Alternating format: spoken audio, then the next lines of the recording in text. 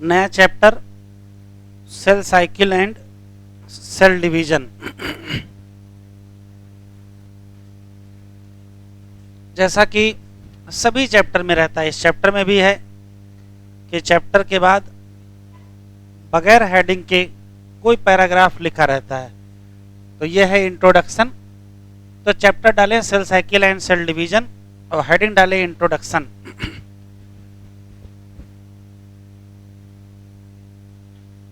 Heading introduction.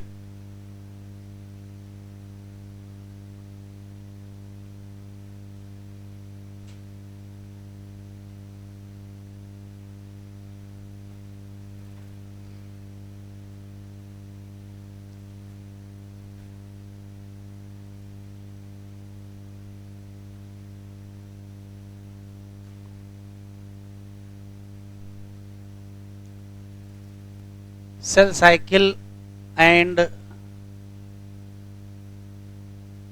Cell division.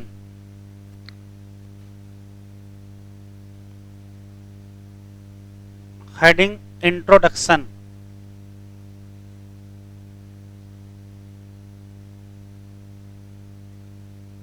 तीन question. पहला सवाल है कि दुनिया में सभी लिविंग ऑर्गेनिज्म के लाइफ, जीवन की शुरुआत सिंगल सेल से होती है। सिंगल सेल का मतलब है वो जाइगोट से शुरू होता है। हम सब लोग कभी न कभी जाइगोट के फॉर्म में रहे होंगे, लेकिन जाइगोट तो एक सेल है, जबकि हम लोगों की बॉडी में मिलियंस ऑफ सेल होंगी। बड़े बड़े एलिफेंट हैं, उनमें और ज़्यादा सेल होंगी, व्हेल है और ज़्यादा सेल होंगी। तो सवाल ये है कि इतने बड़े बड़े ऑर्गेनिज्म में इतनी लाखों करोड़ों सेल कहाँ से आ गई, जबकि जीवन की शुरुआत तो सिंगल सेल से हुई है। तो उसका जवाब यह है कि वो जो सिंगल सेल है वो वास्तव में डिवाइड करती है, और जब वो डिवाइड करेगी तो 1 से 2 सेल, फिर 2 से 4 सेल, 8 सेल, 16 सेल, 32 सेल, ऐसे मल्टीप्लाई करेंगे। ऐसे एक न एक दिन लाखों सेल बन जाएंगे। तो किसी भी लिविंग ऑर्गेनिज्म के पास या उसमें पाई जाने वाली सेल के पास दो इंपॉर्टेंट कैरेक्टर हैं। वैसे लिविंग के बहुत सारे कैरेक्टर हैं। पहला कैरेक्टर है उसमें ग्रोथ, ग्रो करना, तो सेल का साइज बढ़ेगा, एक कैरेक्टर है। दूसरा है रिप्रोडक्शन। रिप्रोडक्शन का मतलब होता है अपने जैसी कॉपी बनाना। तो एक सेल डिवाइड करेगी, वो अपने जैसी कॉपी बनाएगी, फिर वो डिवाइड करेगी, वो अपने जैसी कॉपी बनाएंगी। ये सिलसिला चलता रहेगा और फिर लाखों सेल बन जाएंगे। तो ये जनरल कहानी है, मैं जैसे लिख रहा हूं वैसे लिख लीजिए। फिर मेन हेडिंग शुरू करते हैं।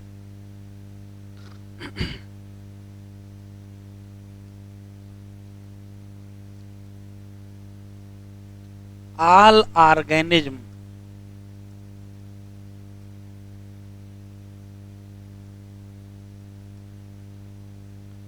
लाइफ स्टार्ट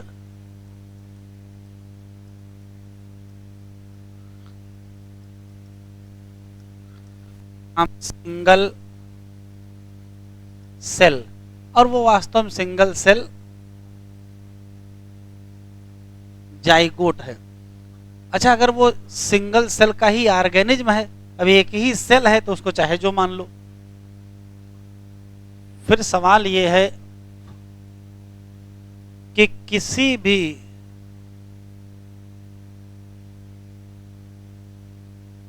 लिविंग ऑर्गेनिज्म या उसमें पाए जाने वाले सेल के अगर हम कैरेक्टर की बात करें तो दो मेन कैरेक्टर हैं।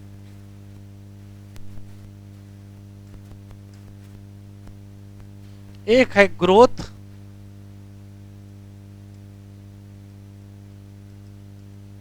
और एक है प्रोडक्शन।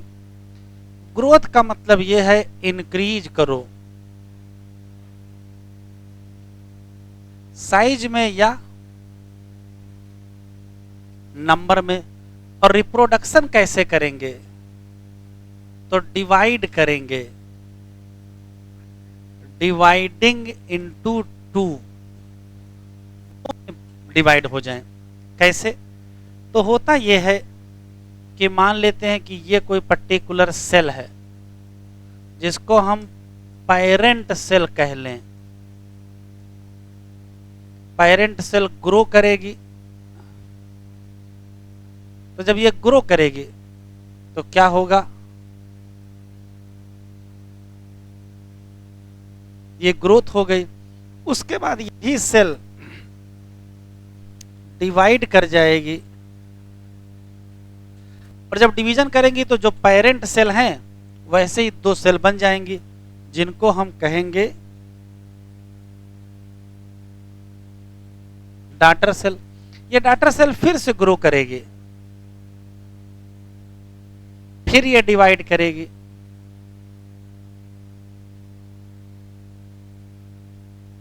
कहने का मतलब ये है कि ग्रोथ होगा, फिर यहां क्या हुआ है,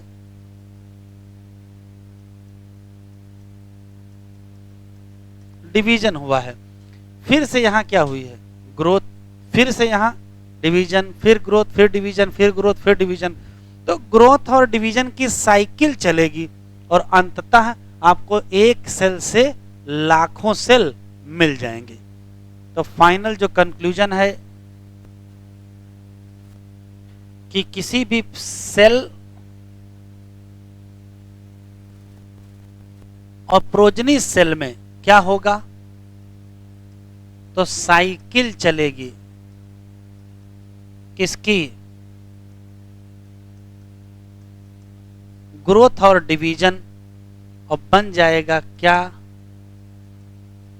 मिलियन ऑफ सेल। ये पहले पैराग्राफ में लिखा है।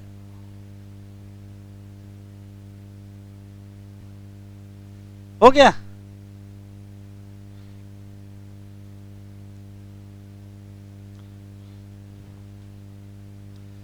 कह रहा यू आर अवेयर, अवेयर हो गए, अवेयर तो कभी रहे नहीं। क्या सभी ऑर्गेनिज्म चाहे बड़े से बड़ा हो जीवन कब शुरू करेगा, तो कहोगे सिंगल सेल, आखिर में क्वेश्चन मार्क भी लगा दिए हैं। यू में वंडर क्या, कि जो सिंगल सेल है goes to form such large organism, ये टिक कर लो। ग्रोथ एंड रिप्रोडक्शन ये क्या है, कैरेक्टर है किसी सेल की या किसी लिविंग ऑर्गेनिज्म। सभी सेल कैसे रिप्रोडक्शन करेंगे, तो रिप्रोडक्शन का एक ही तरीका है, डिवाइड कर जाओ किसमें, दो में। जो नई पॉपुलेशन बनेगी उसको क्या कहोगे, डॉटर सेल कहोगे। ये हमेशा क्या करती जाएगी, वो फिर ग्रो करेगी, फिर डिवाइड करेगी, ये ग्रो करेगी, फिर ये डिवाइड करेगी। ऐसे न्यू सेल पॉपुलेशन बनती जाएगी, किसके द्वारा, ग्रोथ और division of single parental cell और उसकी क्या, प्रोजनी। कह रहा दूसरी भाषा में देख लो, कह रहा cycle of growth and division allow a single cell to form a structure consist of million of cell. तो जनरल कहानी है, कोई क्वेश्चन खास नहीं है, एक यही खास क्वेश्चन है। ग्रोथ एंड रिप्रोडक्शन क्या है, कैरेक्टर है।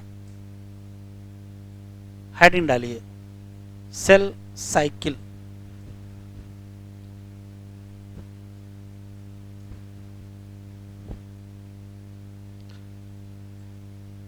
Cell cycle.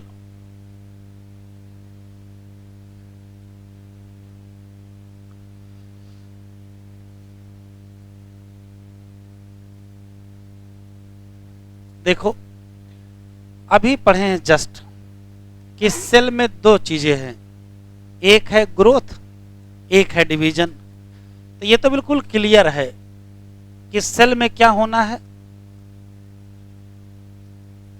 ग्रोथ होना है और डिवीजन होना है।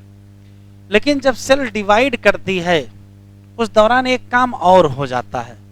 तो सिर्फ ग्रोथ होना, डिवीजन होने से काम नहीं चलेगा, एक नई घटना घट जाती है, इसे कहते हैं डीएनए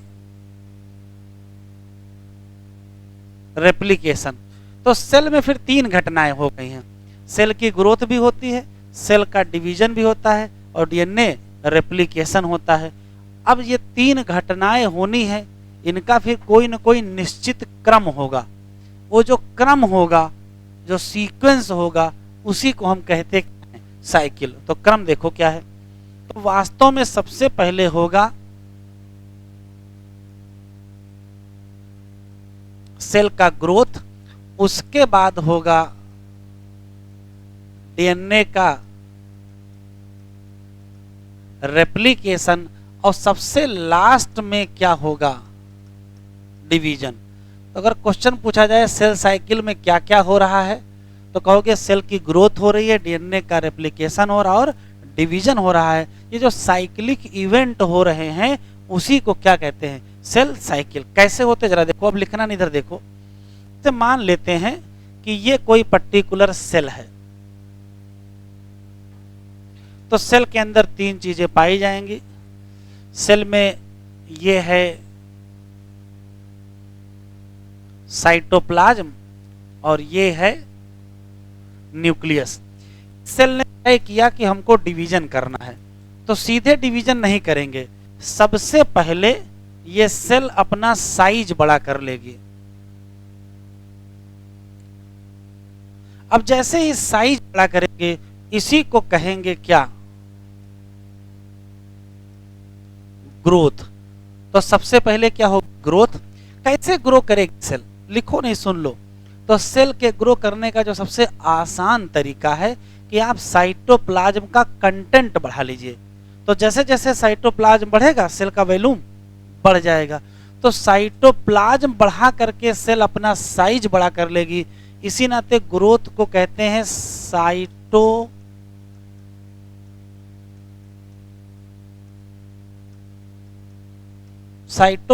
ग्रोथ। साइटोप्लाज्मिक ग्रोथ जब होगी सेल साइज में बड़ी हो जाएगी। जब बड़ी हो जाएगी उसके बाद देखो क्या है, इसके अंदर है न्यूक्लियस, और न्यूक्लियस में क्या पाया जाएगा, डीएनए। जैसे मान लेते हैं कि कोई एक किसान है, उसके पास 2 बीघे जमीन है और उसके 2 बच्चे हैं, और दोनों बच्चों का बंटवारा होना है। किसान चाह रहा है कि दोनों बच्चों को 2-2 बीघे जमीन मिले। तो कैसे मिलेगी, हाय उसके पास 2 ही बीघे और दोनों बच्चों को 2-2 बीघे देना चाहता है। तो इसका मतलब है बंटवारे से पहले जमीन डबल की जाए। तो पहले बंटवारे से पहले जमीन खरीदेंगे, 2 को क्या करेंगे, 4 बीघे करेंगे, फिर दोनों बच्चों को 2-2 बीघे देंगे। अब यहां देखो, यहां मान लेते कि जो भी डीएनए का अमाउंट है सेल के पास, जब इस सेल का बंटवारा होगा, तो अगर डीएनए को डबल नहीं किया गया, तो जब सेल का बंटवारा होगा तो जितना डीएनए इस पेरेंट सेल के पास है उसका आधा ही तो मिलेगा प्रोजनी को, और चाहते हो कि प्रोजनी को उतना ही डीएनए मिले जितना इसके पास है। तो क्या हाल है, डीएनए को क्या करिए, डबल करिए। तो दूसरी घटना होगी वो ये होगी कि ये सेल तो अभी इतनी ही बड़ी रहेगी, बस अपने अंदर जो डीएनए है उसको डबल कर लेते हैं। जैसे मान लेते हैं कि डीएनए यहाँ 2C था, तो अब इसके अंदर जो डीएनए है वो 4C कर लिया। तो डीएनए डबल कैसे हुआ, तो डीएनए की सिंथेसिस हुई होगी। तो ये कहते हैं डीएनए रेप्लिक, चाहे इसे कहो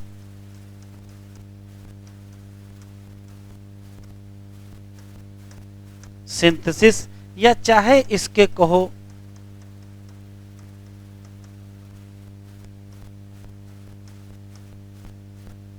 डुप्लीकेशन ऑफ नोम। बात एक ही है। सेल ने पहले ग्रो कर लिया, स्पेशली साइटोप्लाज्मिक ग्रोथ कर लिया, सेल ने अपना डीएनए डबल कर लिया, अब बंटवारा कर लेते हैं। तो अब जब बंटवारा करेंगे तो हाल क्या होगा, 2 सेल बनेंगी, एक सेल ये बन गई और एक सेल ये बन गई। जरा बताओ दोनों के पास कितना साइटोप्लाज्म होगा और कितना न्यूक्लियस। तो बिल्कुल जैसे पेरेंट सेल हो, ये कौन सी और ये कौन सी सेल है, प्रोजनी सेल है। इस पेरेंट सेल और प्रोजनी सेल में कोई अंतर नहीं है, क्योंकि साइटोप्लाज्म डबल हो गया होगा, आधा इनको मिल गया आधा इनको मिल गया, इनसे तुलना करोगे तो वैसे होगा। डीएनए डबल हो गया था, तो जब बांटा जाएगा तो जितना डीएनए इसके पास होगा उतना ही इनके पास होगा और उतना ही इसके पास रहा होगा। तो यहां डीएनए कितना होगा, तो यहां डीएनए 2C और यहां भी डीएनए कितना होगा, तो आंसर देंगे 2C। तो क्या हुआ, जितना पेरेंट के साथ था उसी का कितना है, प्रोजनी के पास है। इसका मतलब प्रोजनी को इंटैक्ट जीनोम मिल गया जो किसके पास था, पेरेंट के पास था। इस घटना को क्या कहेंगे, तो इस घटना को ही क्या कहेंगे, डिवीजन।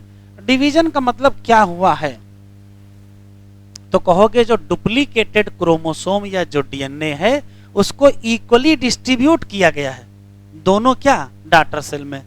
तो डुप्लीकेटेड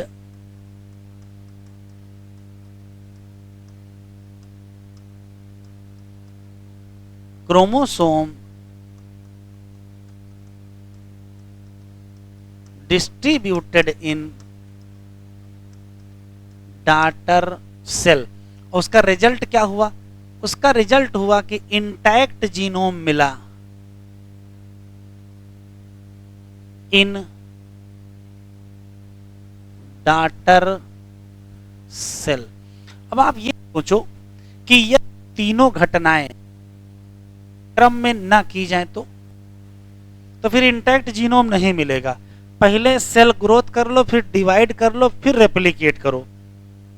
तो अगर पहले ग्रोथ किया, फिर डिवीजन किया, फिर रिप्लिकेशन किया, तो किसी डॉक्टर के पास ज्यादा और किसी डॉक्टर के पास क्या हो जाएगा, कम हो जाएगा। तो घुमा फिरा करके जो इस पैराग्राफ में बात लिखी है क्या, कि किसी भी पर्टिकुलर सेल के डिवीजन के साथ दो घटनाएं होती हैं, ग्रोथ और डीएनए रेप्लिकेशन। तो कुल 3 घटनाएं हो गई। तीनों घटनाएं कोऑर्डिनेटेड मैनर में होती हैं, तालमेल से, और कुछ ऐसे होती हैं कि किसी डॉटर सेल के पास इंटैक्ट जीनोम पहुंच जाए। यदि ऐसा नहीं किया गया तो डॉटर सेल के पास जो जीनोम होगा वो पेरेंट सेल जैसा नहीं होगा। तो कैरेक्टर में भी तो अंतर आ जाएगा। पहले कौन सी घटना करोगे, ग्रोथ करोगे, फिर डिवीजन। आखिरी सवाल, इसमें से कौन सी ऐसी प्रोसेस है जो कंटिन्यूअस है, तो ये कभी न बंद होने वाली प्रोसेस है, continuous.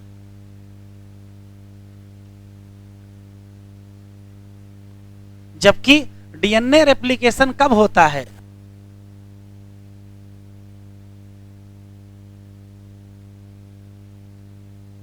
Stage of cell cycle. अब लिखो,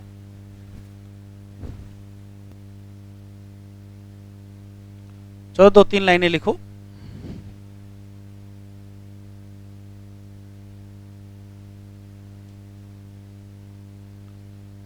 सेल साइकिल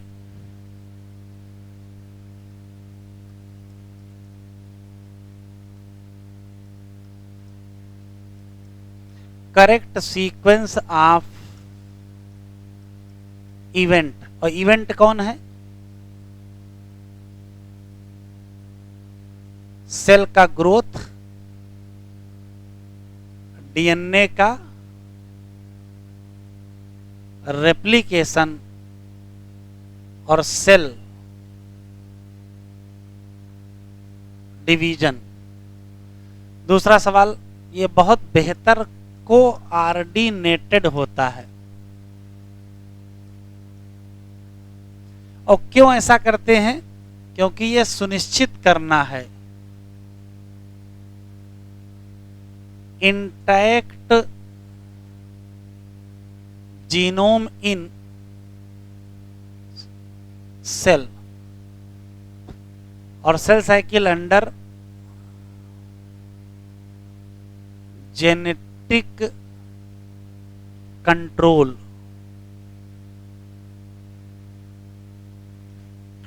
यदि सेल साइकिल को समझना चाहते हैं किसी यूकैरियोटिक सेल में, तो किस सेल की सेल साइकिल समझोगे, तो एनसीईआरटी में लिखा है ह्यूमन सेल को ले लीजिए और उसको कल्चर मीडियम में डिवाइड कराइए। कल्चर मीडियम मतलब आर्टिफिशियल मीडियम। कल्चर मीडियम में अगर आप सेल को डिवाइड करोगे तो सब कुछ देखने को मिल जाएगा। तो एनसीईआरटी में लिखा है typical cell for eukaryotic cell cycle, तो आंसर क्या दोगे? Human cell in culture. तो स्पेशल सवाल लिखो, typical eukaryotic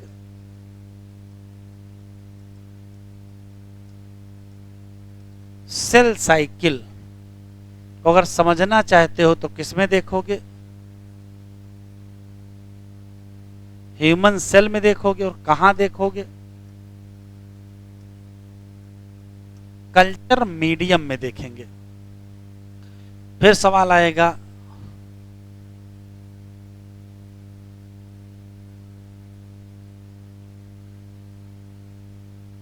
duration of cell cycle कितना होता है? तो कहोगे ह्यूमन सेल का 24 घंटे का, लेकिन ईस्ट सेल का 90 मिनट। इसका मतलब है कि जो ड्यूरेशन है वो वेरिएबल है। और किस आधार पर वेरिएबल है?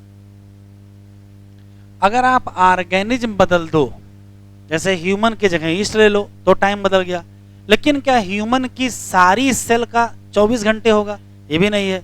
मतलब एक ही ऑर्गेनिज्म में अलग अलग सेल का ड्यूरेशन अलग अलग होगा। तो वेरी करेगा किस आधार पर? तो कहोगे टाइप ऑफ ऑर्गेनिज्म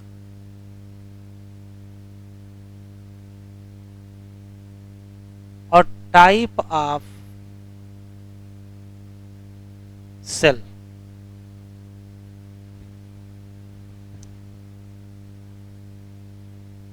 लिख लिया बेटा?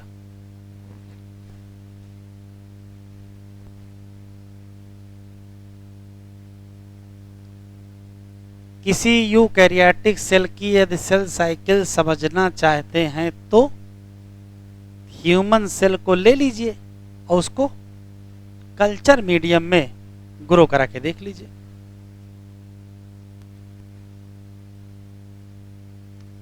चलो, कह रहा सेल डिवीजन बहुत इंपॉर्टेंट प्रोसेस है सभी लिविंग। यहां क्या लिखा है? During division of cell. सिर्फ डिवीजन ही नहीं होता है, डीएनए का रेप्लिकेशन भी होता है और सेल की ग्रोथ भी होती है। ऑल दीज प्रोसेस मतलब डिवीजन, रेप्लिकेशन और क्या सेल की growth takes place in coordinated way. क्यों? क्योंकि सही डिवीजन हो और जो प्रोजनी सेल हो उसमें क्या हो। ये देखो लिखा है सीक्वेंस किसका? जिसमें सेल अपना जीनोम डुप्लीकेट करें, बाकी कंपोनेंट भी सिंथेसाइज करें और डिवाइड करके क्या बना लें? डॉटर सेल बना लें। तो उस पूरे इवेंट को क्या कहोगे? सेल की ग्रोथ स्पेशली किस मामले में? साइटोप्लाज्मिक ग्रोथ के मामले में क्या लिखा है? लेकिन डीएनए की सिंथेसिस कब होती है? केवल एक स्पेसिफिक स्टेज, वो एस फेज है, भी आगे देखेंगे। रिप्लिकेटेड क्रोमोसोम या डीएनए को डिस्ट्रीब्यूट किया जाए किसमें? डॉटर न्यूक्लियस या सेल में बाय सीरीज ऑफ इवेंट। इसको कहोगे क्या? Cell division. ये सारे इवेंट देमसेल्फ अंडर हेडिंग जरूर करी पढ़िए, लेकिन अभी हमने हेडिंग डलवाई नहीं आपको। किसी टिपिकल यूकैरियोटिक सेल साइकिल को अगर देखना चाहते हो तो कहां देखोगे? तो ह्यूमन सेल देखेंगे, और वो भी कहां देखेंगे? कल्चर में देखेंगे। कल्चर में ह्यूमन सेल को देखोगे तो लगभग कितनी देर में डिवाइड कर जाएगी? 24 घंटे में। लेकिन जो ड्यूरेशन ऑफ सेल साइकिल है वो क्या करेगा? वेरी करेगा ऑर्गेनिज्म से और टाइप से टाइप। जैसे ईस्ट में कितनी देर में हो जाएगा? तो आंसर देंगे क्या? 90 मिनट में। अब हेडिंग डालिए फेजेज ऑफ सेल साइकिल।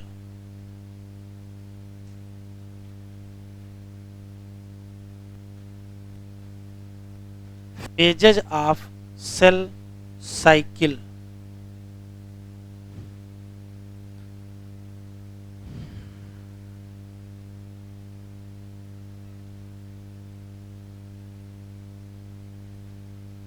अभी लिखना नहीं, देखना है, इधर देखो। जैसे मान लेते हैं कि ये कोई पर्टिकुलर सेल साइकिल है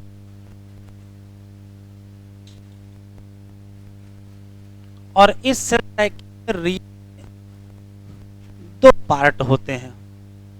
एक पार्ट ये बड़ा सा है और ये छोटा सा पार्ट है।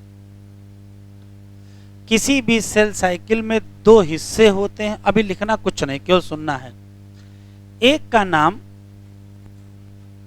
इंटरफेज होता है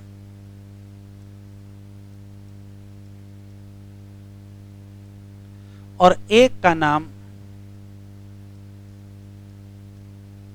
एम फेज होता है। एम फेज का फुल फॉर्म माइटोटिक फेज और इंटरफेज का दूसरा नाम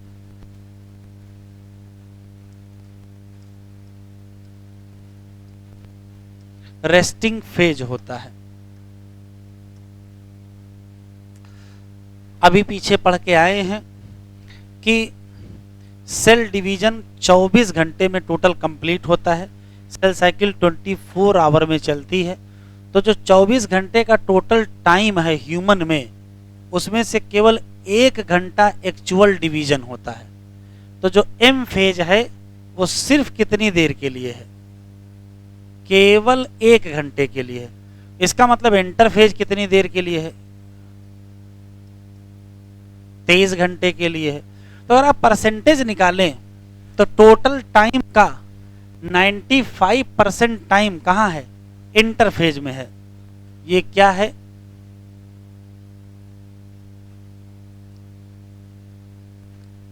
कहेंगे मोर देन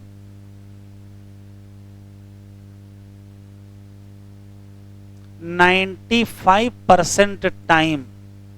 जबकि ये क्या है? तो कहोगे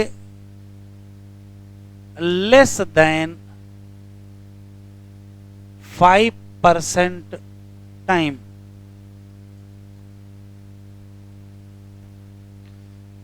अभी लिखना नहीं, सुनना है केवल।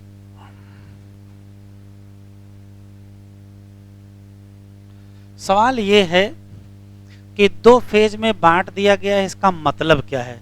इसका सिर्फ इतना मतलब है कि सबसे पहले करेंगे तैयारी कि हमको डिवाइड होना है।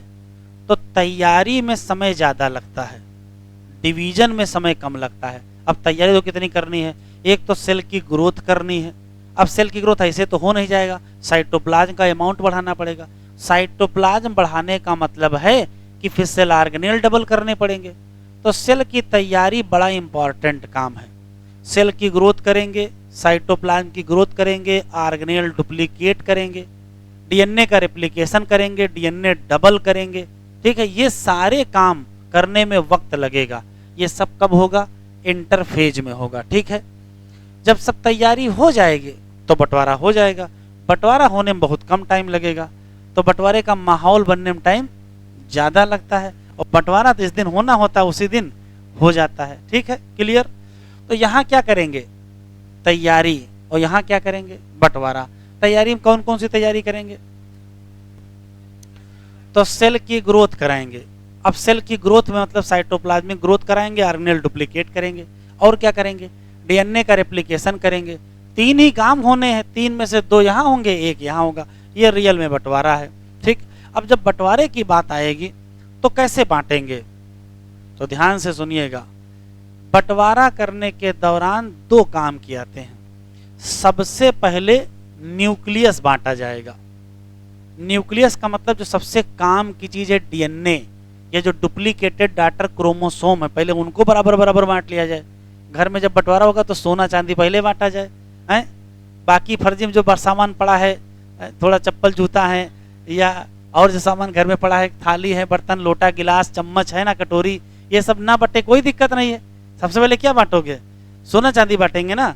तो सबसे पहले डीएनए बांटेंगे, न्यूक्लियस बांटेंगे मतलब कैरियोकाइनेसिस करेंगे, और फिर बाकी सामान जो बचे हैं, एक आध माइटोकॉन्ड्रिया कम मिलेगा चल जाएगा काम, है नहीं, एक आध एंडोप्लाज्मिक रेटिकुलम कम मिलेगा चल जाएगा काम, डीएनए अगर दरअस कम मिल गया तो काम नहीं चलेगा।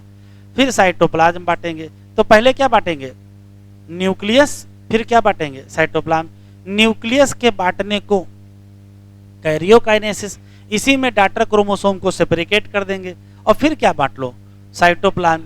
साइटोप्लाज्म बांट लो, किसी को थोड़ा कम भी मिल जाएगा तो भी काम चल जाएगा। क्लियर है? तो यहां क्या करेंगे, तैयारी करेंगे, और यहां एक्चुअल डिवीजन करेंगे। यहां क्या करेंगे, ग्रोथ करेंगे, यहीं डीएनए रेप्लिकेशन करेंगे, यहीं आरएनए डुप्लीकेट करेंगे, यहीं साइटोप्लाज्म की ग्रोथ करेंगे, सब यहीं करेंगे। यहां एक्चुअल बांटेंगे। ठीक है, बांटने में पहले क्या करेंगे, न्यूक्लियस, फिर कैरियोकाइनेसिस के बाद साइटोकाइनेसिस। लिखो,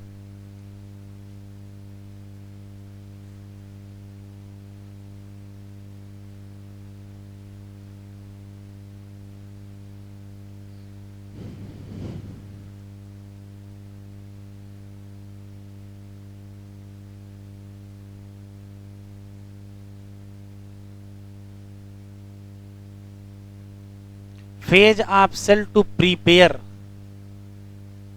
for cell division। क्या करोगे, सेल की ग्रोथ करेंगे, और ग्रोथ करने में दो काम कर लेंगे, साइटोप्लाज्मिक ग्रोथ कर लेंगे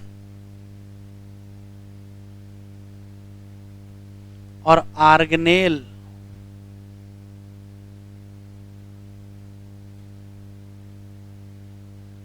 डुप्लीकेट कर लेंगे। तीसरा क्या करेंगे,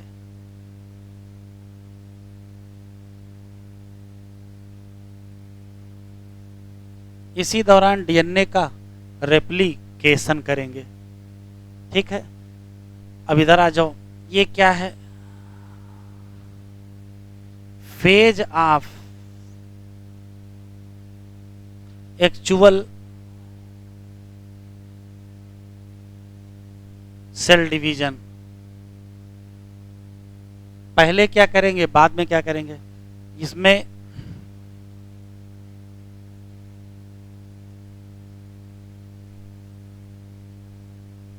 कैरियोकाइनेसिस मतलब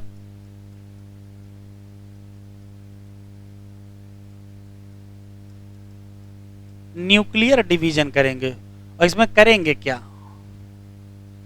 daughter chromosome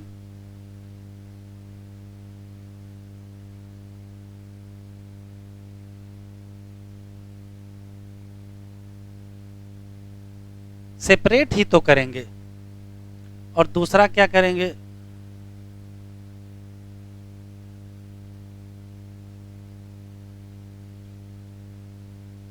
cytokinesis.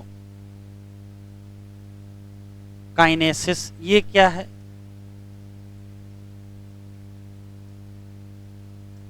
Cytoplasmic division करेंगे। क्वेश्चन दो है यहां, एम फेज स्टार्ट विद और एम फेज एंड विद। तो यह स्टार्ट होगी किससे और खत्म होगी किससे,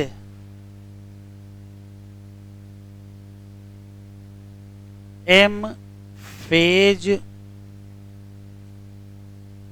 स्टार्ट और एम फेज एंड, ये दो अलग अलग सवाल हैं। स्टार्ट में क्या लगाओगे,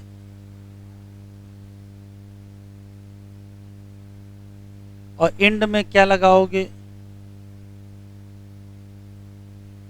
साइटोकाइनेसिस।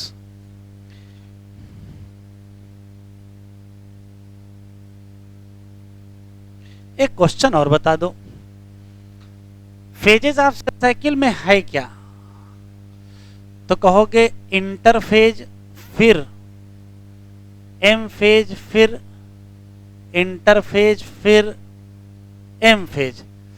तो एम फेज कहां है, तो कहोगे दो इंटरफेज के बीच है। तो तो इंटरफेज कहाँ है? दो एम फेज के बीच, ये क्या उससे बेवकूफी है? एम कहाँ है? इंटरफेज के बीच में। इंटरफेज कहाँ है? एम फेज के बीच में है। दोनों कहाँ है? पता ही नहीं है, हैं? तो एम फेज वास्तव में क्या है? तो कहोगे फेज बिटवीन टू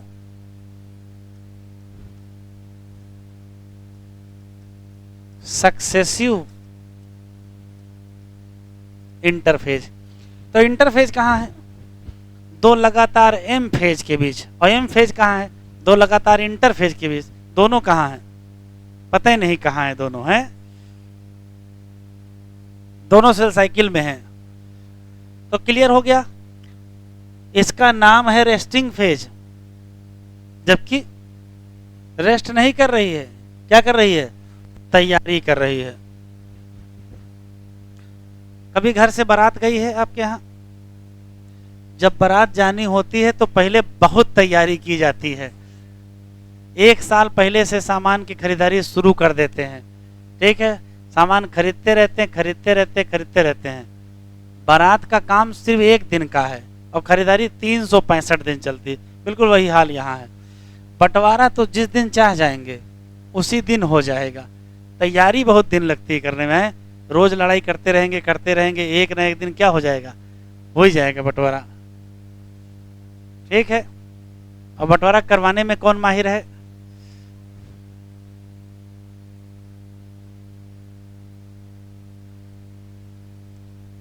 शुरू करें?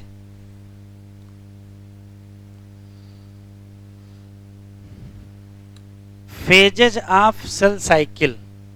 कितनी फेज हैं? दो फेज। कौन सी? इंटरफेज और एम फेज।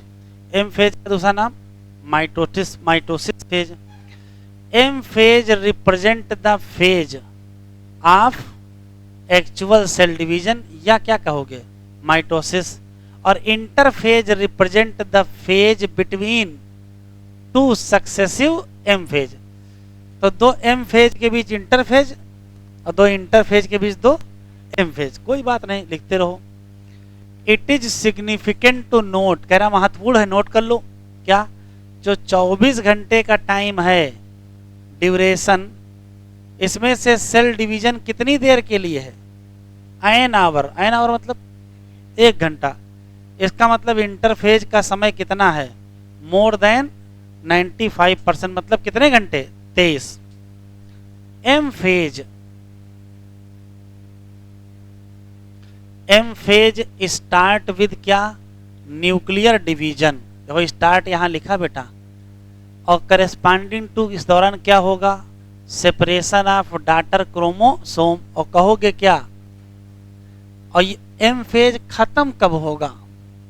तो कहोगे डिवीजन ऑफ साइटोप्लाज्म। कहेंगे क्या? फिर इंपॉर्टेंट, इंटरफेज। वैसे तो इसका नाम क्या है?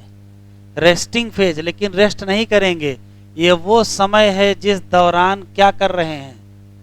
तैयारी कर रहे हैं। किसकी? डिवीजन। और इसी दौरान दो काम महत्वपूर्ण होने हैं।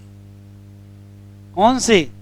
सेल की ग्रोथ और डीएनए का रेप्लिकेशन। और वो भी किस मैनर में? ऑर्डरली का मतलब ये होता है पहले ग्रोथ करेंगे फिर रेप्लिकेशन करेंगे। यहां तक पढ़ लिया है, फिर वापस चलते हैं।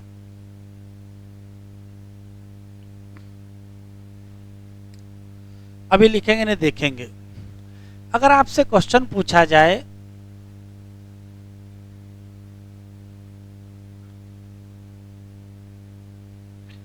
कि सेल साइकिल में कितनी फेज, तो आप तुरंत कहोगे इसमें 2 फेज। अभी लिखना नहीं बेटा, इंटरफेज और एम फेज, ठीक है। लेकिन जब और ज्यादा एनालिसिस की गई तो पता चला कि इंटरफेज के अंदर भी 3 फेज हैं। एक का नाम G1 phase, S phase, G2 phase और M फेज तो है ही। जीवन फेज का दूसरा नाम, इसे कहते हैं ग्रोथ फेज 1 और इसे कहते हैं ग्रोथ फेज 2। इसका दूसरा नाम, इसे कहते हैं गैप 1 और इसे कहते हैं गैप 2। असली सवाल तो इसके बाद है, ये भैया कौन सा गैप है, गैप कौन सा है, तो यहां समझ में आएगा। इधर देखो,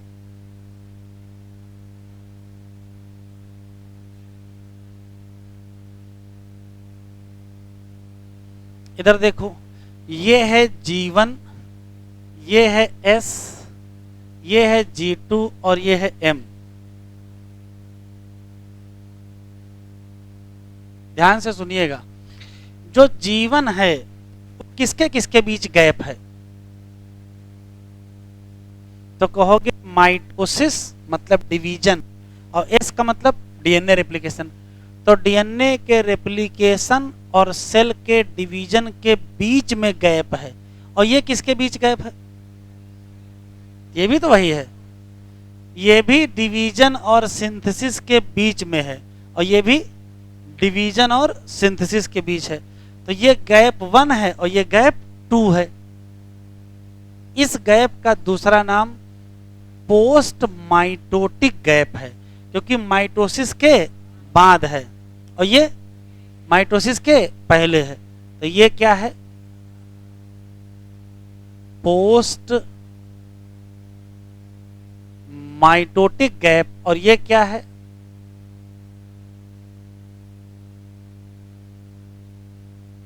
अच्छा, एस फेज का फुल फॉर्म सिंथेसिस फेज। अभी लिखो नहीं, लिखने का टाइम देंगे, हमको सिर्फ इतना बता दो कि इसका सही सीक्वेंस क्या है। ये आया हुआ सवाल है, तो अगर कोई चीज साइकिल में है तो कहीं से भी शुरू कर सकते हो, लेकिन कहीं से नहीं शुरू करोगे। सही सीक्वेंस है कि पहले इंटरफेज होगा फिर एम फेज होगा। इसी नाते अगर करेक्ट सीक्वेंस पूछा जाए, करेक्ट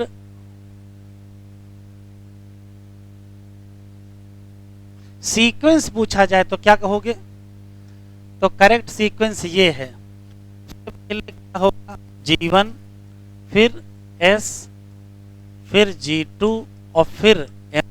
क्वेश्चन तो ये हो गया, अभी लिखो नहीं। दूसरा सवाल ये है कि सीक्वेंस ये है और टोटल टाइम कितना है, 24 घंटे। तो लगभग लगभग 8 से 12 घंटे G1 चलती है, 6 to 8 आवर S चलती है, 3 से 4 घंटे और 1 घंटा। अब सवाल देखें, अगर आपसे क्वेश्चन पूछा जाए कि करेक्ट सीक्वेंस या करेक्ट सीक्वेंस टाइम के हिसाब से, समय के हिसाब से, according to the time, increasing order या डिक्रीजिंग ऑर्डर, तो बताओ क्या है। तो अगर हम डिक्रीजिंग ऑर्डर पूछें,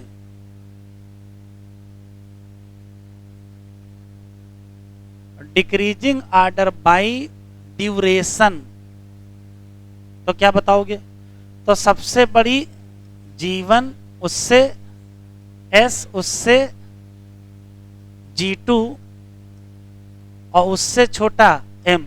तो सबसे बड़ी फेज और सबसे छोटी phase, longest phase, shortest phase. अभी लिखो नहीं, सुन लो। किसी पर्टिकुलर सेल, जिसने कहा कि हम सेल डिवाइड करेंगे, तो उसने 2 काम तो किए होंगे, सेल की ग्रोथ किया होगा और डीएनए का रेप्लिकेशन किया होगा, तब ना डिवीजन हुआ होगा। तो यहां से लेकर के यहां तक क्या है, इंटरफेज है। इसी दौरान तो ग्रोथ हुई होगी और इसी दौरान डीएनए का रेप्लिकेशन हुआ होगा। तो क्वेश्चन पूछता है कि जब इंटरफेज चल रहा होता है तो किस टाइम डीएनए कितना होता है? तो डीएनए को जरा देखो, अमाउंट ऑफ डीएनए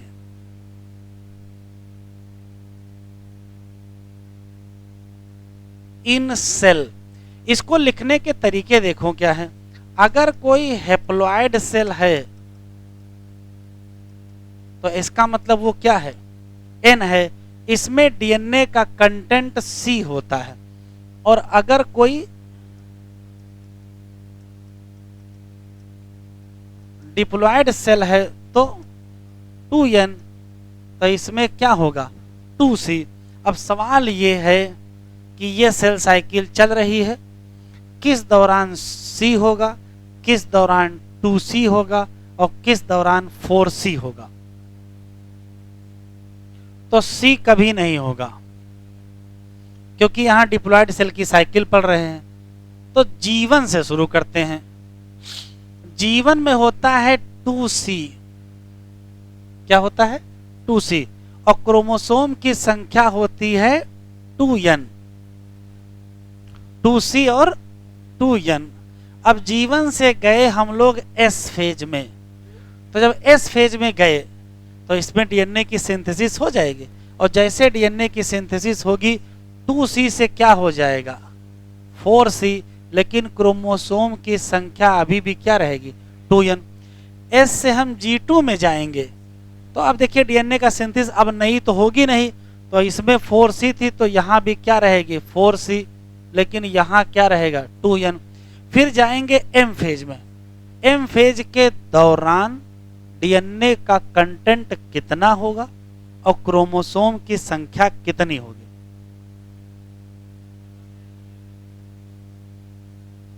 तो याद रखें इस दौरान भी ये 4c ही रहता है और ये संख्या 2n।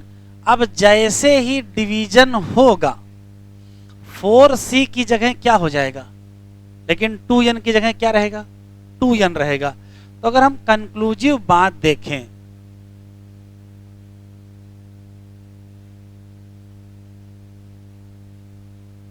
डीएनए, बातचीत ना करो अभी फिर से बताएंगे, डीएनए कंटेंट और क्रोमोसोम नंबर दोनों की बात करेंगे। G1 फेज में, S फेज में, G2 फेज में, M फेज में, और उसके बाद फिर से क्या होगा G1, यही तो होगा। G1 से S से G2 से M से फिर G1 हो जाएगा। G1 में बताएं, G1 में ये होगा 2c और ये होगा 2n, S में 4c 2n 4c 2n, इस दौरान भी ये 4c रहेगा, इस दौरान 2n। हाँ, जैसे डिवीजन खत्म होगा नई सेल किस में जाएगी G1 में जाएगी, तुरंत क्या हो जाएगा 2c और क्रोमोसोम संख्या क्या रहेगी।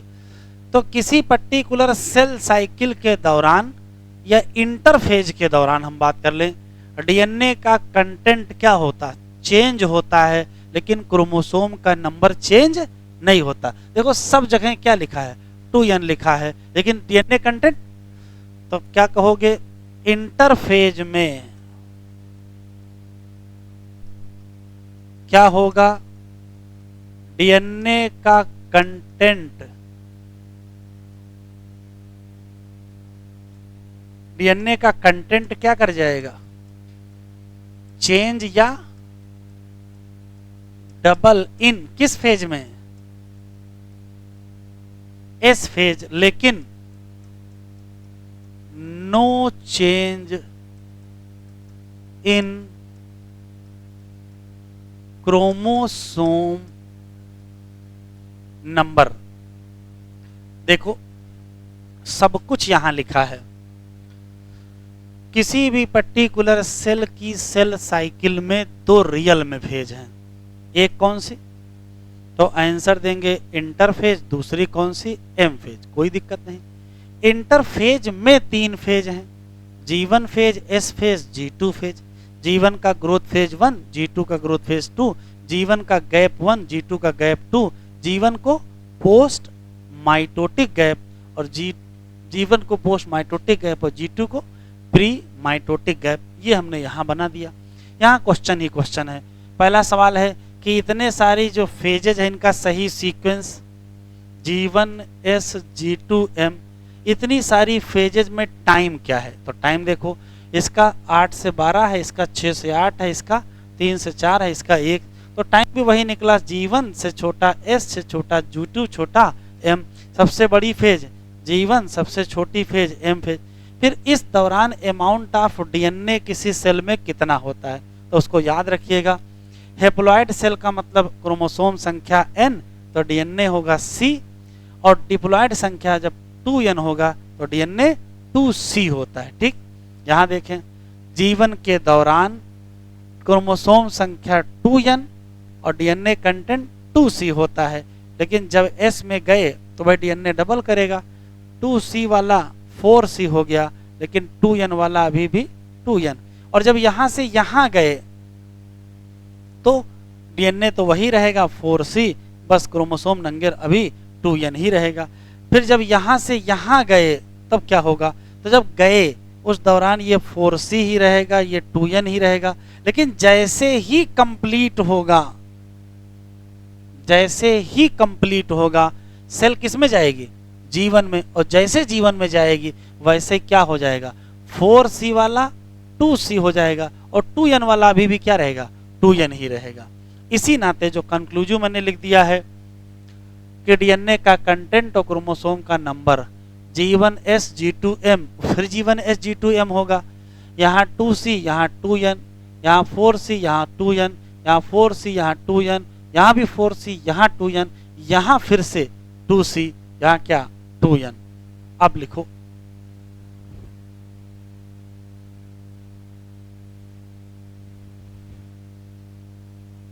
देखो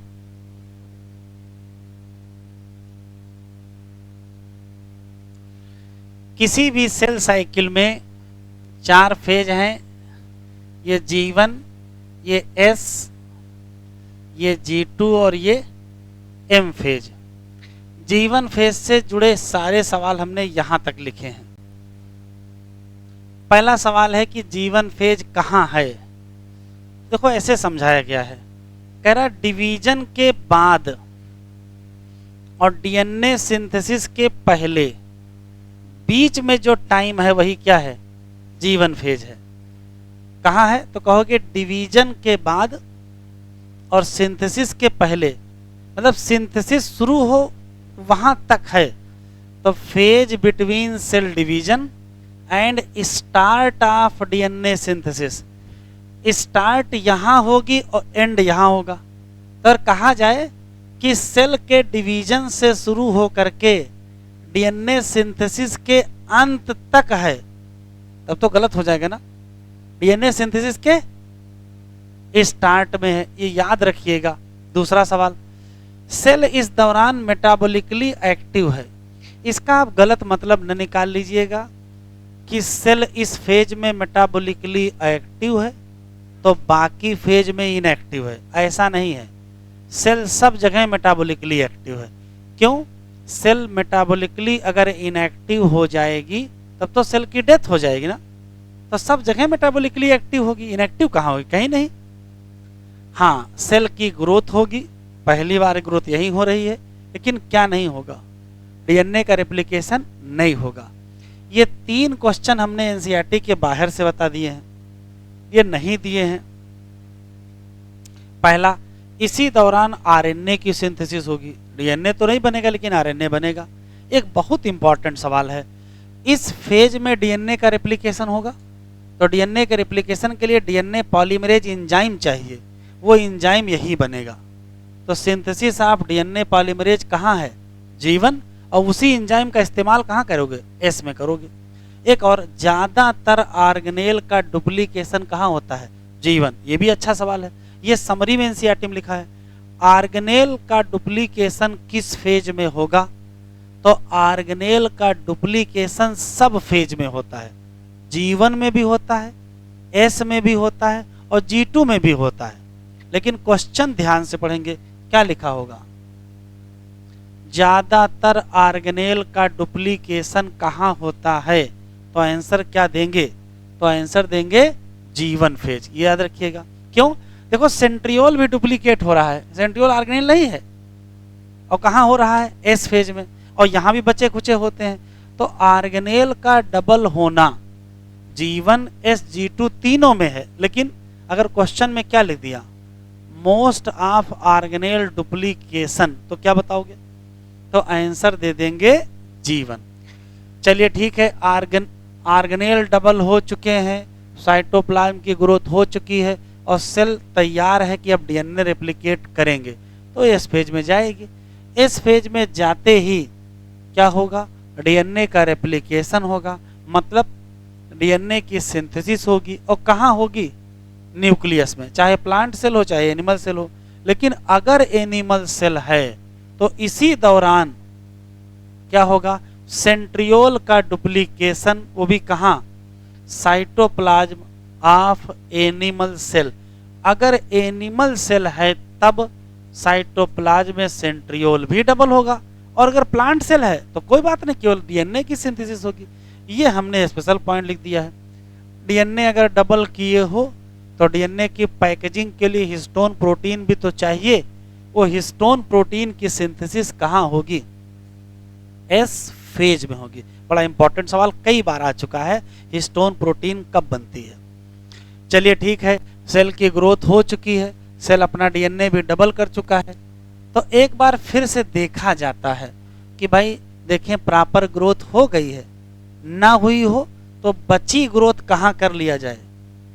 सेल में डीएनए प्रॉपर डबल हो चुका है, ऑर्गेनेल सब डबल हो चुके हैं, अगर कुछ कमी रह गई है, इसी नाते नेचर ने व्यवस्था की किसकी, G2 फेज की।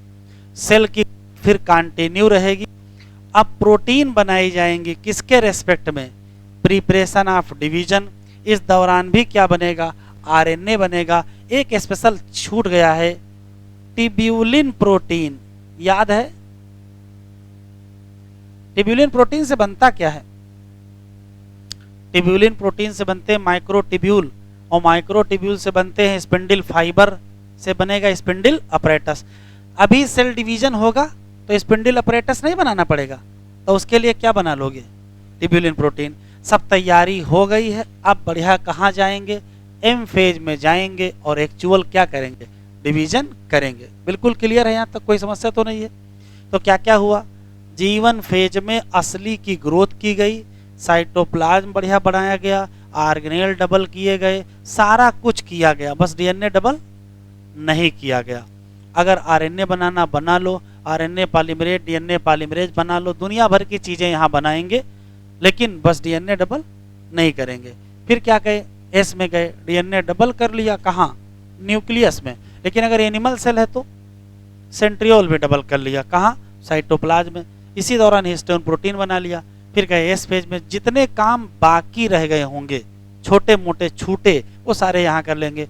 अगर ग्रोथ कम हो पाई तो ग्रोथ कर लो, प्रोटीन कम बन पाई प्रोटीन बना लो, जो कुछ कमी है वो क्या करोगे, G2 में पूरी करोगे, और सेल किस में जाएगी, डिवीजन में जाएगी, और फिर क्या हो जाएगा, सेल डिवाइड करके फिर से G1 फेज में चली आएगी। चलो जरा एनसीईआरटी खोल लो।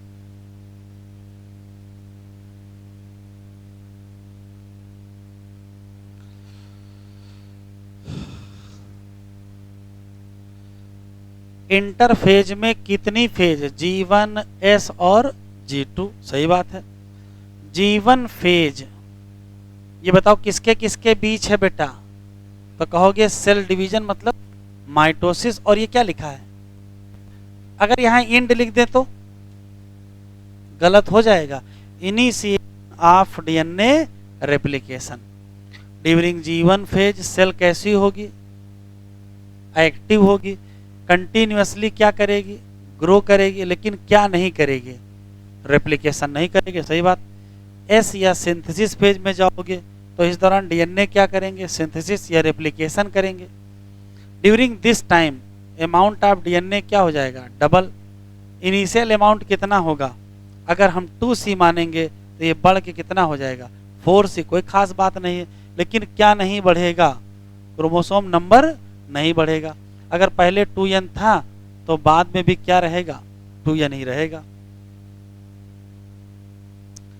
अगर एनिमल सेल है तो एस फेज में डीएनए रेप्लिकेशन कहाँ करोगे और सेंट्रियोल का डुप्लीकेशन कहाँ करोगे?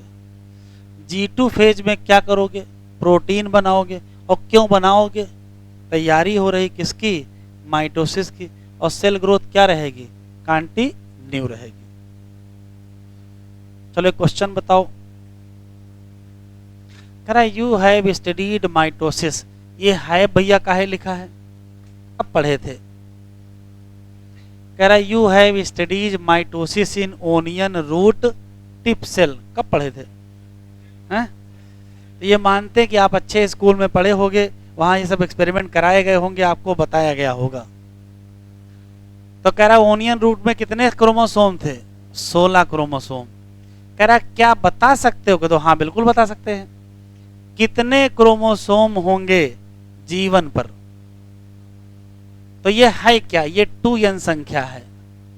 ये क्या है, 2n।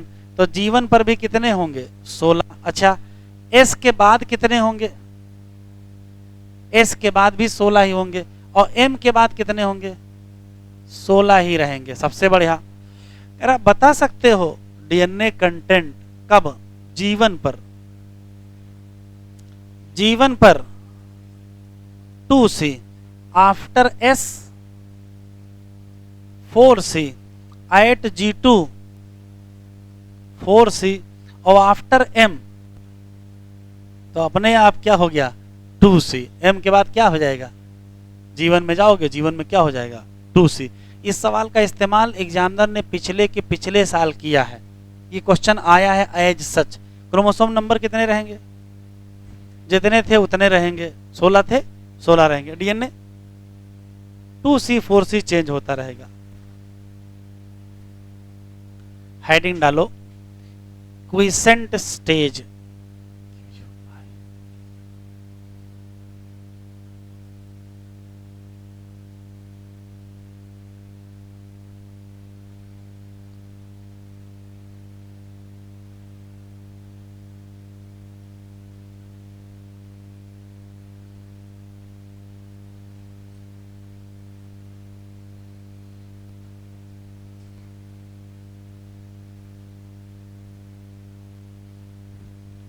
लिखे नहीं, देखें।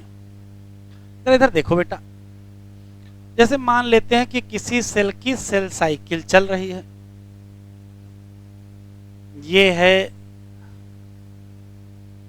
एम फेज, तो ये क्या होगा, ये G1, ये S और ये G2।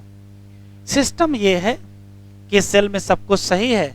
सेल S से किस में गई, सॉरी G1 से किस में गई, S में। S से किस में गई, G2 में। G2 से गई M में, और M से आ गई G1 में। ऐसे ही चल रहा था, कोई समस्या नहीं थी। तब तक एक सेल ने तय किया कि हम डिवाइड नहीं करेंगे। अब ध्यान से सुनिएगा।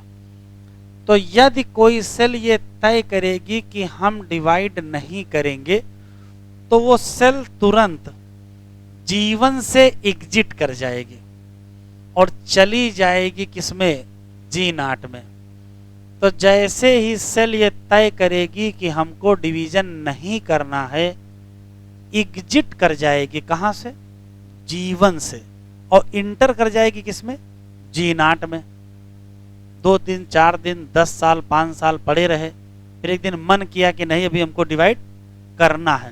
तो अगर फिर से डिवाइड करना है तो घूम के कहाँ आ जाओगे, G1 में। और G1 में आके किस में चले जाओगे, S में। फिर आगे देख, यहां नियम है क्या, कोई सेल तब तक नहीं डिवाइड करेगी जब तक वो अपना डीएनए डबल नहीं करेगी।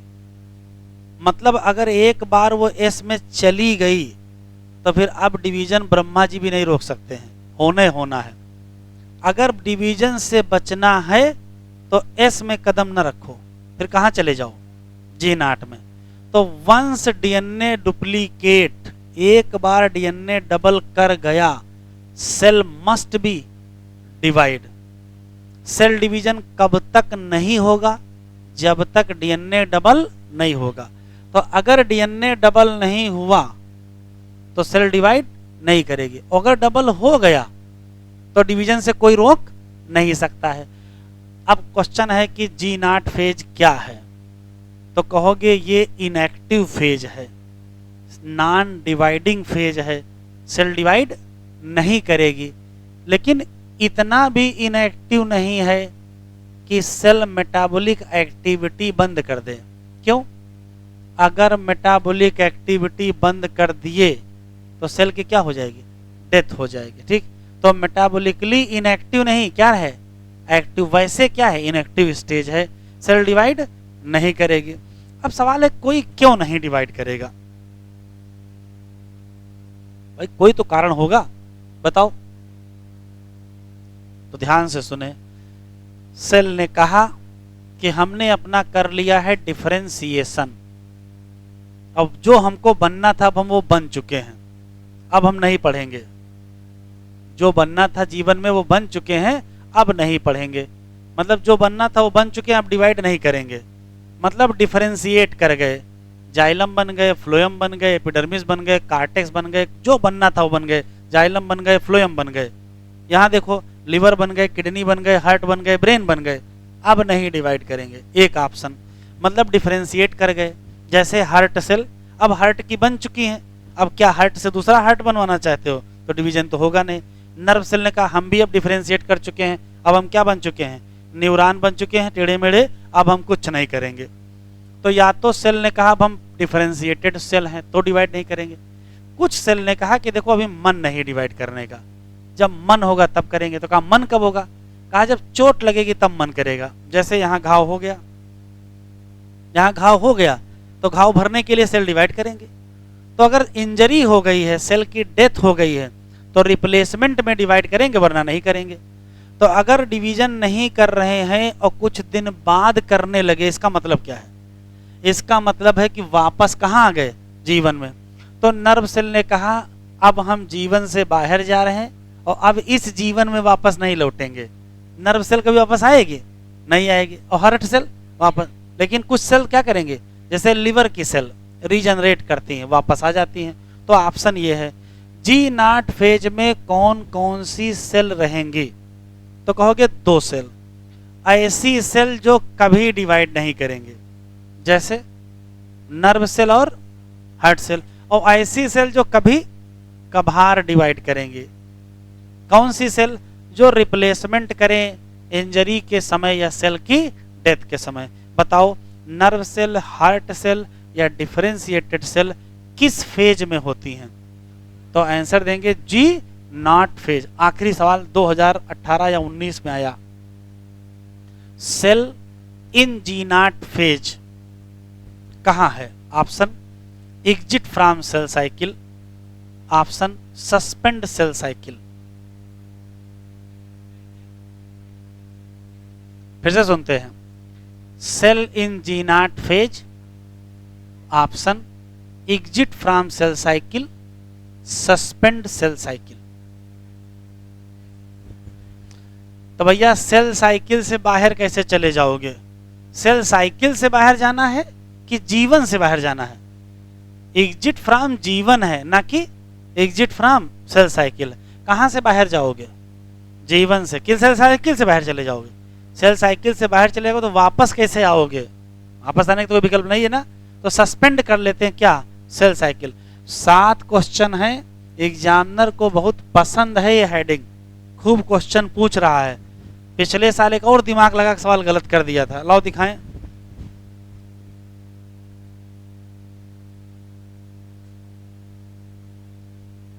एग्जामिनर का जब मन करता है अच्छा सवाल बनाने का तो इसी से बना देता है।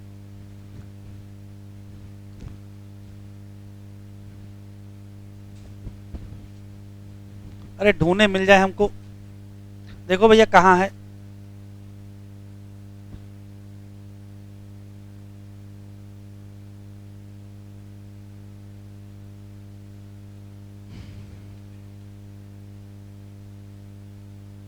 सेवेंटी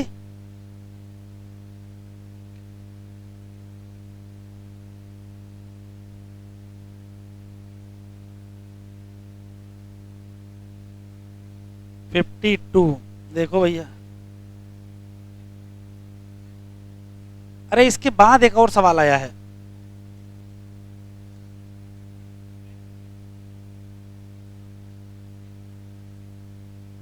हम्म, 54। 53 देख लो और 54 देख लो। 54 ज्यादा बढ़िया क्वेश्चन है।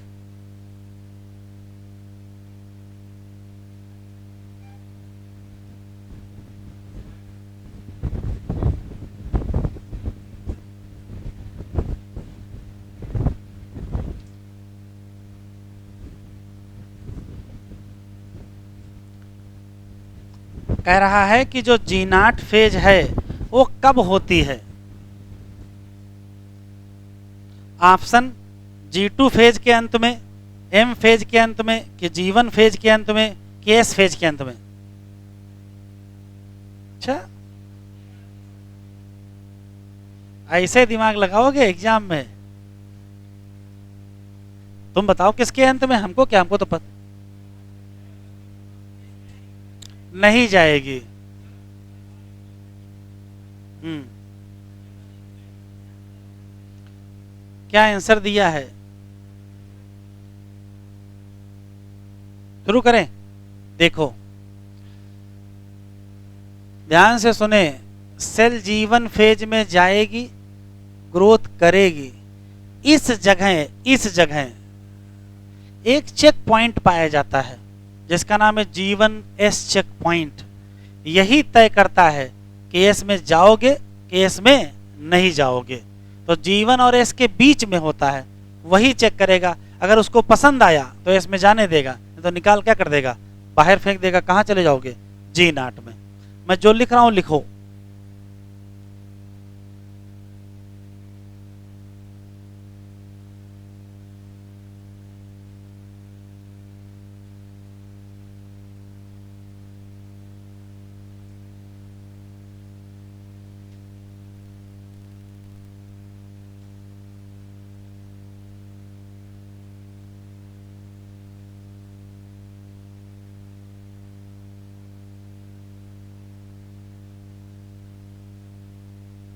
बतिया बहुत रहे हो भाई, लिख नहीं रहे हो। Inactive phase of cell, non dividing phase of cell, cell metabolically क्या होगी? लेकिन इस दौरान क्या नहीं होगा? ग्रोथ नहीं होगी। इस दौरान क्या नहीं होगा?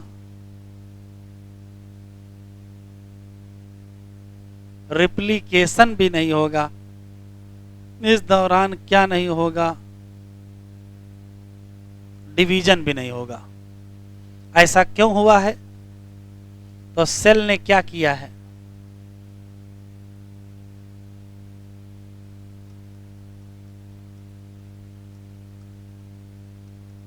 सस्पेंड कर दिया है।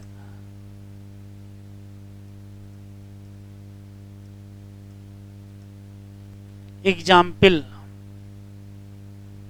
नॉन डिवाइडिंग सेल, जैसे दो हैं, नर्व सेल, हार्ट सेल। और दूसरा example, occasionally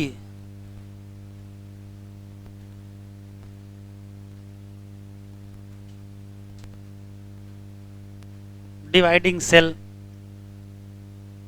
for cell replacement.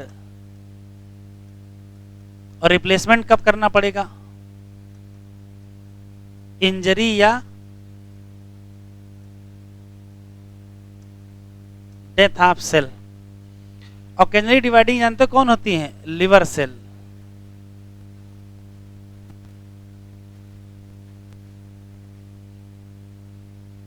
बात समझ में आई?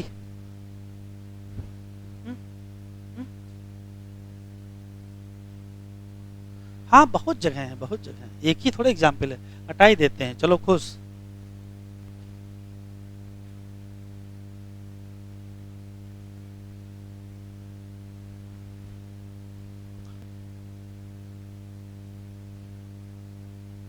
हो गया, लिखो माइटोसिस किसमें होती है? तो अगर एनिमल सेल है तो किसमें होती है?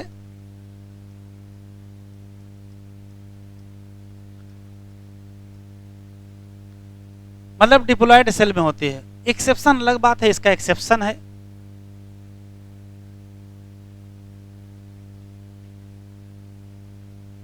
एक्सेप्शन है मेल हनी बी, और ये होता है हेप्लॉयड, मतलब एन, और इसमें होती है माइटोसिस और बनते हैं गैमीट। तो वैसे हेप्लॉयड में माइटोसिस होनी नहीं चाहिए लेकिन हो रही है, तो ये तो एक्सेप्शन हो गया। सामान्यतया डिप्लॉयड में। लेकिन अगर प्लांट में जाओगे तो in diploid cell and in haploid cell, plant में हेप्लॉयड डिप्लॉयड दोनों में होती है। तो क्वेश्चन एनसीईआरटी में लिखा है कि पता करो वो कौन सी सेल है जो डिप्लॉयड है, प्लांट है, माइटोसिस होती है, और पता करो वो कौन सी सेल है जो हेप्लॉयड है, प्लांट है और माइटोसिस होती है। बताओ। डिप्लॉयड प्लांट सेल जिसमें माइटोसिस होती है वो मेरिस्टेमेटिक सेल है।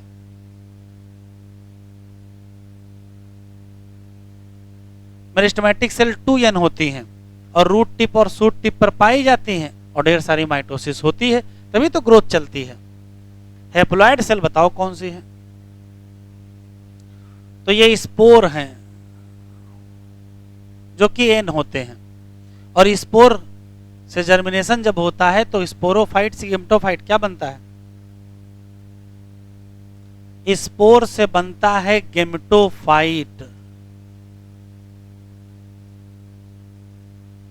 ये होता है एन और यहां होता है माइटोसिस। तो प्लांट में कौन सी हेप्लॉयड सेल है जिसमें माइटोसिस होती हो? उसका नाम, तो उसका नाम क्या है? स्पोर। ये घटना किसमें होती है? तो लोअर प्लांट, जैसे एल्गी में मिलेगी, ब्रायो में मिलेगी और टेरिडो में मिलेगी।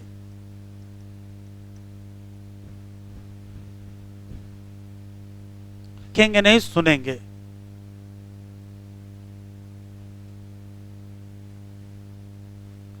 रेगुलेशन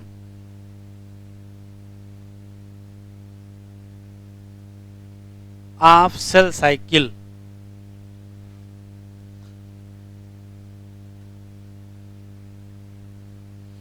तो सेल साइकिल का रेगुलेशन या सेल डिवीजन का रेगुलेशन करने में 3 लोग इन्वॉल्व हैं। कौन करेंगे? तो कहोगे बाई एंजाइम। लिखो नहीं, सुन लो फिर एक साथ लिख लेना। Hormone, by gene. तो जीन में जानना नहीं है, ठीक है। हार्मोन बता दो कौन सा? अरे तो वही 2 हार्मोन।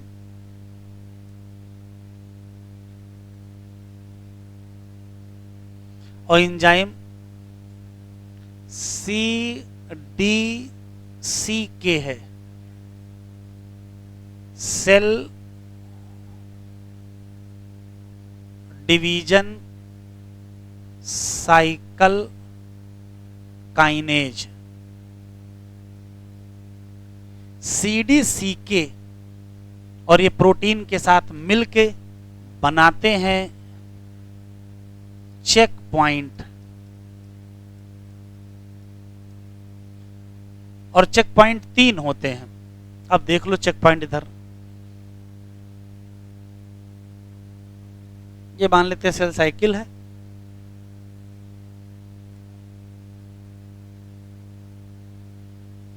ये G1 S, ये G2 और ये M।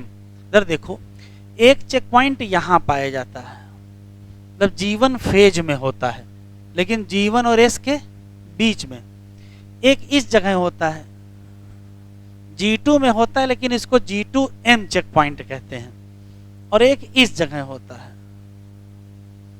तो इसका नाम है G1S चेक पॉइंट।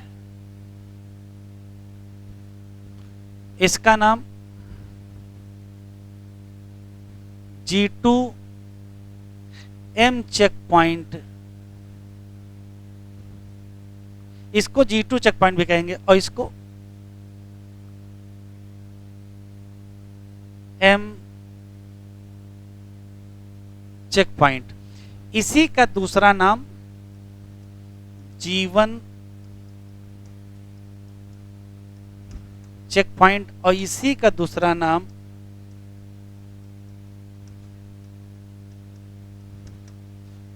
लिखो नहीं, अभी लिख लेना। आखिर ये चेक पॉइंट क्यों लगाए गए हैं? तो जैसे मान लेते हैं कि कोई सेल G1 फेज में है और उसमें अपना थोड़ा बहुत ग्रोथ किया, आरएनए का डुप्लीकेशन किया, तब तक ये पता चला कि इस सेल का डीएनए में म्यूटेशन हो गया है, डीएनए नॉर्मल की जगह एबनॉर्मल है। अब आप ये सोचो, अगर किसी सेल का डीएनए खराब है और वो एस फेज में चली जाए तो फिर वो डिवाइड जरूर करेगी। तो अभी एक सेल में खराब डीएनए, कल को 2 सेल में खराब डीएनए होगा, फिर वो दोनों फिर डिवाइड करेंगे तो 4 सेल में खराब डीएनए होगा।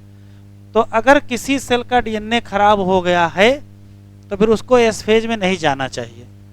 तो G1S चेक पॉइंट का केवल एक टारगेट है, ये सुनिश्चित करना कि सेल के पास हेल्दी डीएनए है।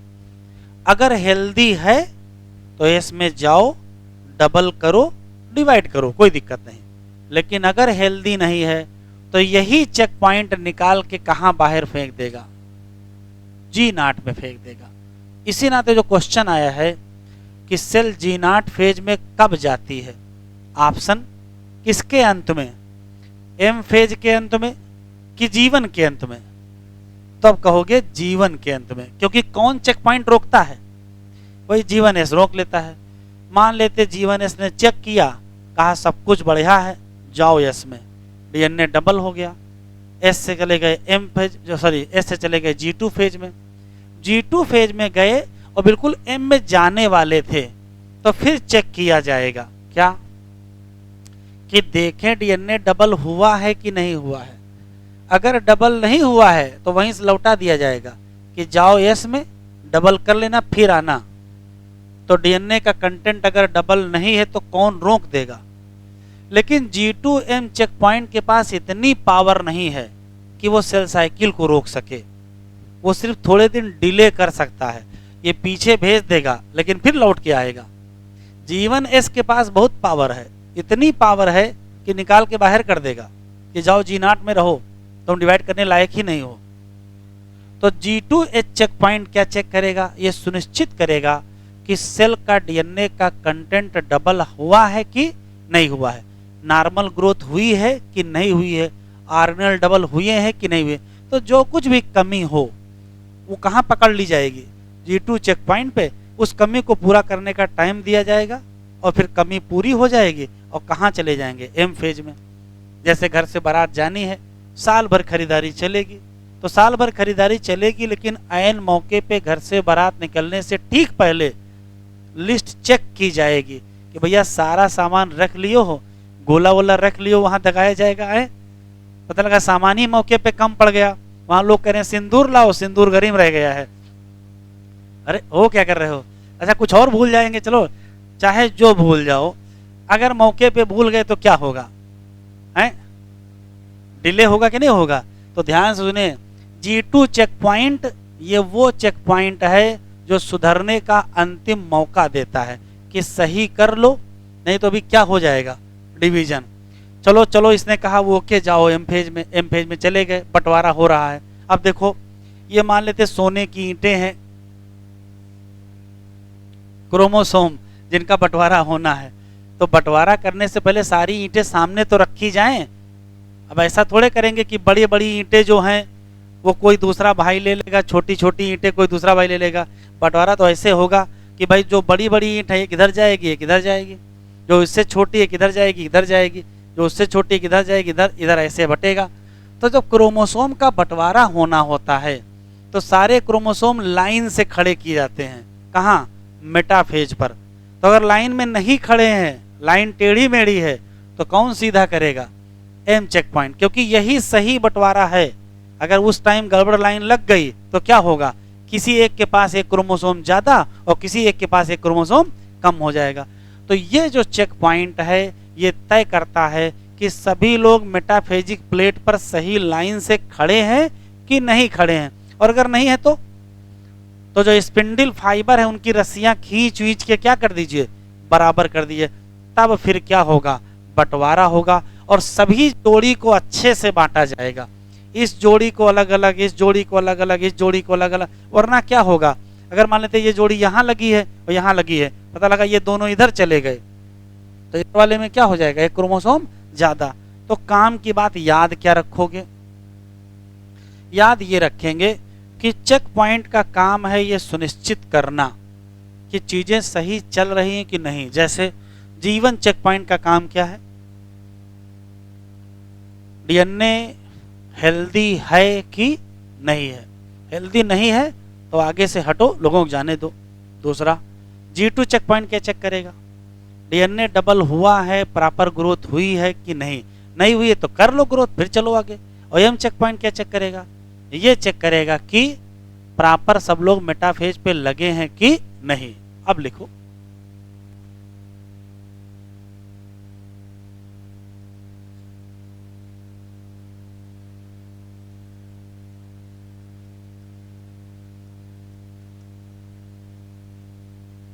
ये सुनिश्चित करेगा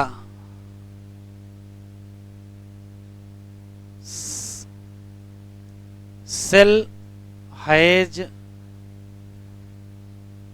हेल्दी डीएनए। और अगर हेल्दी नहीं है तो क्या करोगे? उसको कहेंगे अब तुम डिवाइड ना करना, कहाँ चले जाओ? G0 में।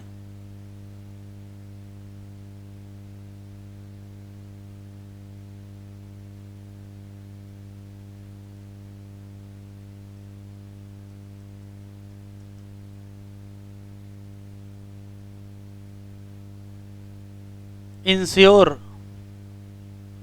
डीएनए मस्ट बी क्या? डबल। और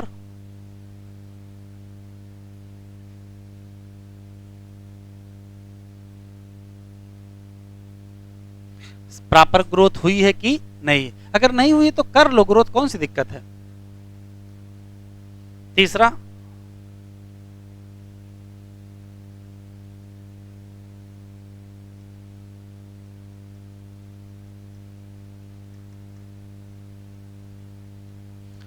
इंश्योर क्या?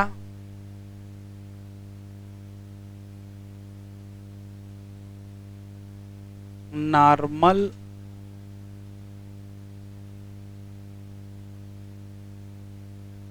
अरेंजमेंट ऑफ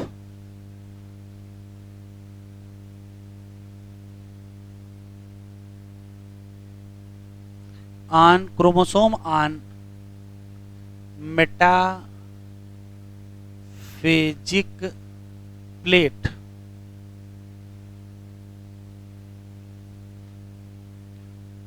ठीक है, चलो। कह रहा कुछ cell in the adult animal do not appear to exhibit क्या? डिवीजन, जैसे हार्ट सेल। और कुछ सेल हैं जो कभी कभार डिवाइड करती हैं। क्यों डिवाइड करती हैं? रिप्लेस करना है। किसको? सेल को। कब? इंजरी या सेल डेथ। ऐसी सेल जो डिवाइड नहीं करेंगी वो एग्जिट कर जाएंगे कहाँ से, G1 फेज से, और इंटर कर जाएंगे किसमें, इनएक्टिव स्टेज। नाम, cell in this stage remain metabolically active, लेकिन क्या नहीं करेंगे, प्रोलिफरेट नहीं करेंगे, डिवीजन नहीं करेंगे जब तक उनसे कहा ना जाए, क्योंकि रिक्वायरमेंट के हिसाब से करेंगे ना डिवीजन। एनिमल सेल में माइटोटिक डिवीजन कहाँ होगा, डिप्लॉयड। वो अलग बात है, कुछ एक्सेप्शन है, जैसे हेप्लॉयड सेल, जैसे कहाँ, मेल हनी भी। लेकिन प्लांट में माइटोसिस कहाँ होती है, हेप्लॉयड में भी और डिप्लॉयड में भी। कह रहा आप जाओ कहाँ, अल्टरनेशन ऑफ जनरेशन, किस प्लांट चैप्टर में, 3, जाओ जरा 3 नंबर चैप्टर में।